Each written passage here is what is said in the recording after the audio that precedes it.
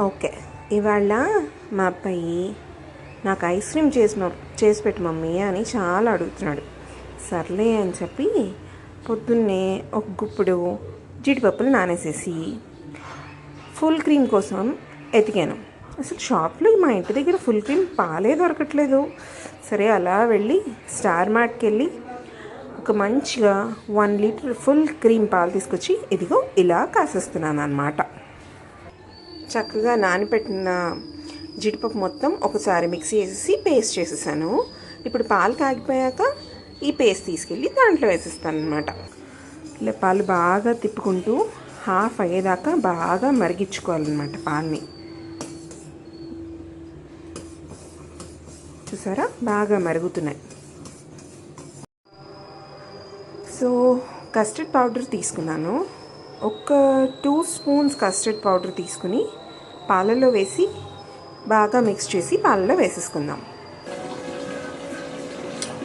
Custard powder and కొద్దిగా పాలు. Okay, ఒక 2 స్పూన్స్ పాలు వేసేసి ఉండలు లేకుండా దీన్ని కలిపేసుకోవాలన్నమాట.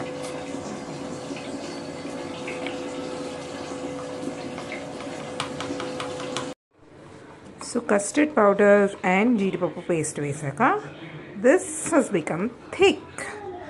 So you can see. So కింద లంప్స్ కట్టకుండా జాగ్రత్తగా కలుపుకోండి. ఈ 1 లీటర్ మిల్క్ మరిగి మరిగి మరిగి మరిగి ఇంత అయ్యాయి. ఇంకా కాసేపు మరిగించి చల్లారబెట్టిద్దాం. ఓకే, దీంట్లో వేసి ఫ్రీజ్ చేసేసుకుంటే దీంట్లో ఐస్ క్రీమ్ ఉంటుంది. దాకన్నా తీయి.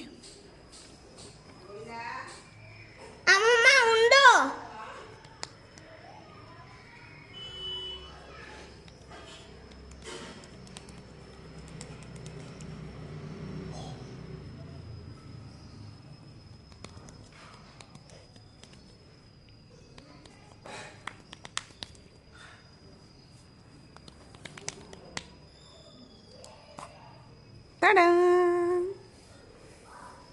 Ice cream.